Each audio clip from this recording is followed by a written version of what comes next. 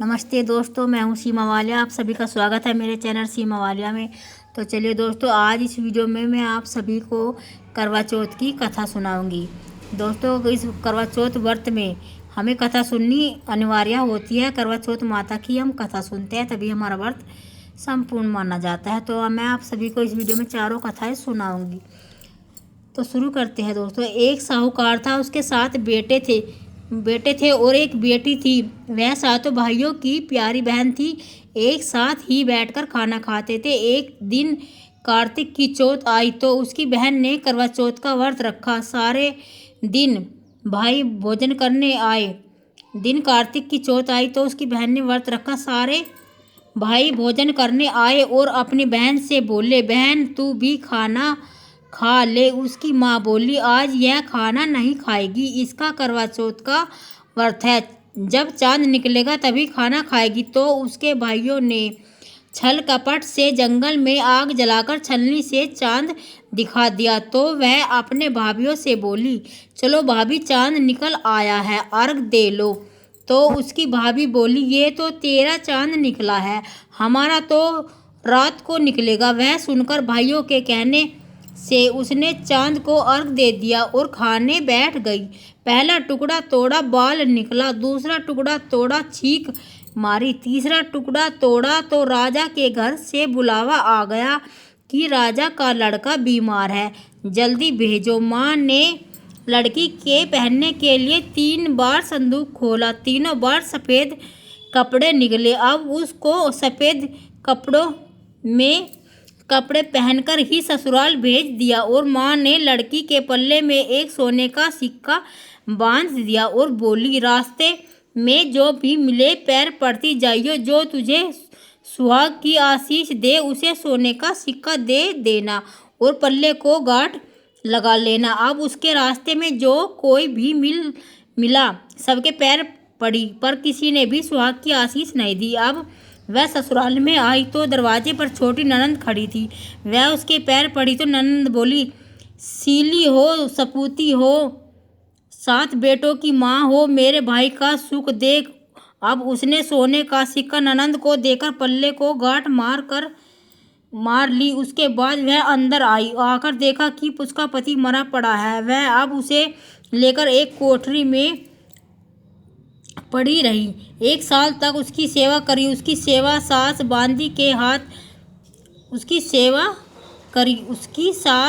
बांदी के हाथ बची कुची रोटी भेज देती। इस प्रकार उसने अपने पति की सेवा करते करते 1 साल हो गया। करवा चौथ का व्रत आ गया। सारी पड़ोसनों ने कहा, नहा धोकर करवा चौथ का व्रत रखा जाएगा। सबने सिर धोकर हाथों में मेहंदी लगाई, चूड़ियाँ पहनी। वह भी सब देख रही। एक पड़ोसन बोली, तू भी करवा चौथ का व्रत रख ले। तब वह बोली, मैं कैसे रखूं, मेरा तो पति, मैं कैसे करूं। तो वह बोली कि चौथ माता की कृपा से सब ठीक हो जाएगा। उसके कहने से उसने भी व्रत रखा।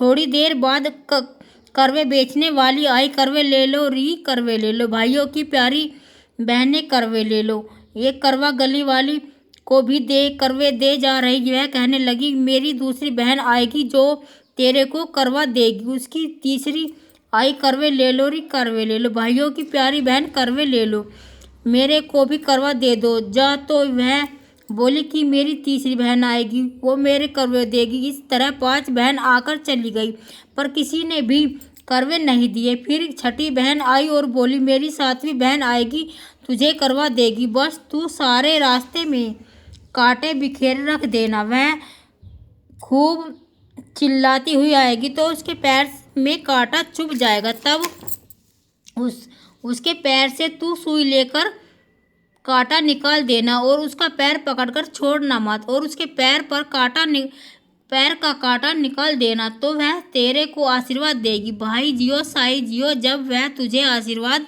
देगी तो तुम उसके करवे मांग लेना। तब वह रास्ते में कांटे बिछा दिए।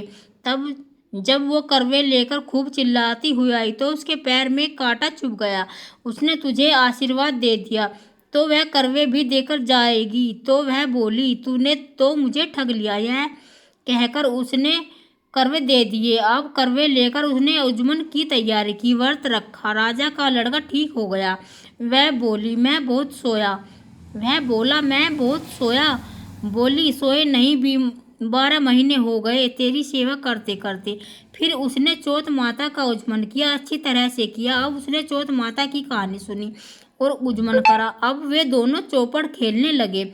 इतने में उसकी बांदी तेल की पली और गुड़ की डली लेकर आ गई। दोनों को खेलते देखकर सासू से जाकर बोली महलों में खूब रौनक है, तेरी बहू चौपड़ सार खेल रही है। इतनी सुंदर सासू देखने को सुनकर सासू देखने को आई। दोनों को देखकर बहुत खुश हो गई।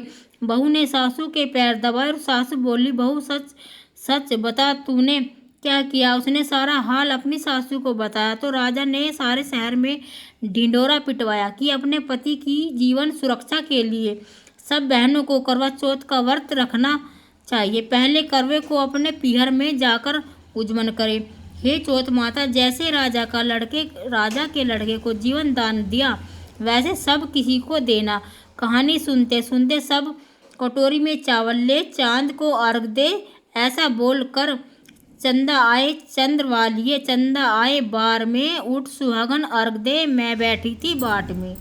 ऐसा मंत्र बोलना है दोस्तों। काहे का तेरा कांडला, काहे का तेरा हार, सोने का मेरा कांडला, जग मोतियन का हार। कहाँ बसे तेरा पेवड़ा, कहाँ बसे ससुराल, आम तले मेरा पेवड़ा, नीम तले ससुराल। चंदाए। ठीक है जी, तो दोस्तों कहानी यहीं तक की थी। अगर आपको कहानी अच्छी लगती है, अब सुनाते हैं गणेश जी की कहानी।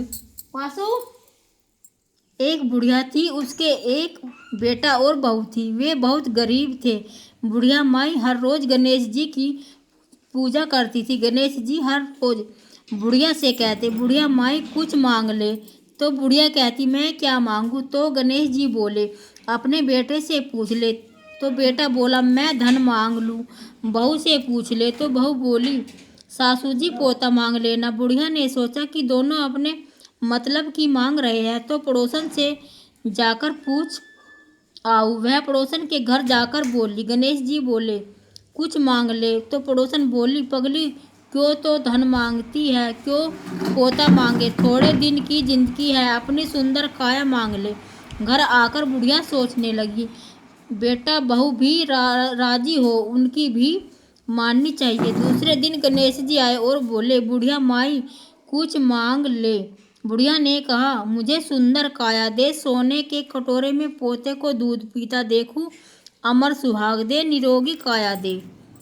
दे दे भाई दे दे, भतीजे दे दे, सारा परिवार दे, सुख दे मोक्ष दे। गणेश जी ने कहा बुढ़िया माई तूने तो मुझे ठग लिया, सब कुछ मांग लिया।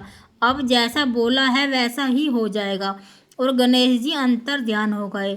अब बुढ़िया माई के यहाँ सब कुछ वैसा ही हो गया।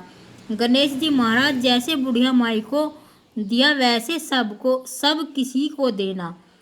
ठीक है दोस्तों, यही कहानी गणेश जी की थी। दूसरी गणेश की कहानी है। एक दिन गणेश जी महाराज चुटकी में चावल और चम्मच में दूध लेकर घूम रहे थे कि कोई मेरी खीर बना दो। सब ने थोड़ा सा सामान देकर मना कर दिया। तो एक बुढ़िया बोली ला बेटा मैं तेरी खीर बना दूँ। वह कटोरी ले आई। तो गणेश जी बोले कि बुढ़िया माई कटोरी क्यों लाई, टोप लेकर आ। तब बुढ़िया माई टोप लेकर आई और वह दूध से भर गया। गणेश जी महाराज बोले कि मैं बाहर जाकर आता हूँ, जब तक तू खीर बनाकर रखना। खीर बनकर तैयार हो गई। अब बुढ़िया माई की बहू के मुख में पानी आ गया। वह दरवाजे के पीछे बैठकर खीर खाने लगी।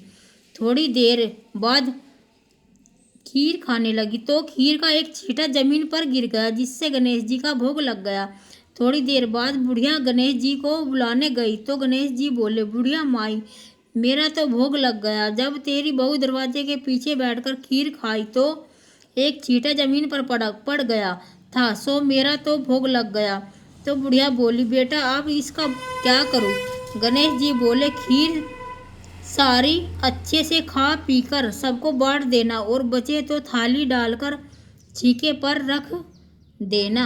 शाम को गणेश महाराज आए और बुढ़िया को बोले कि बुढ़िया माई मेरी खीर दो। बुढ़िया खीर लेने गई तो उस थाली में हीरे मोती हो गए। गणेश जी महाराज ने जैसी धन दौलत बुढ़िया को दी वैसी सबको किसी को दे। ठीक है जी। तो दोस्तों हमारी कहानी यहीं तक की थी। अगर आप लोगों को कहानी अच्छी लगती है तो वीडियो को लाइक कीजिएगा और चैनल को सब्सक्राइब कीजिएगा। नमस्ते दोस्तों।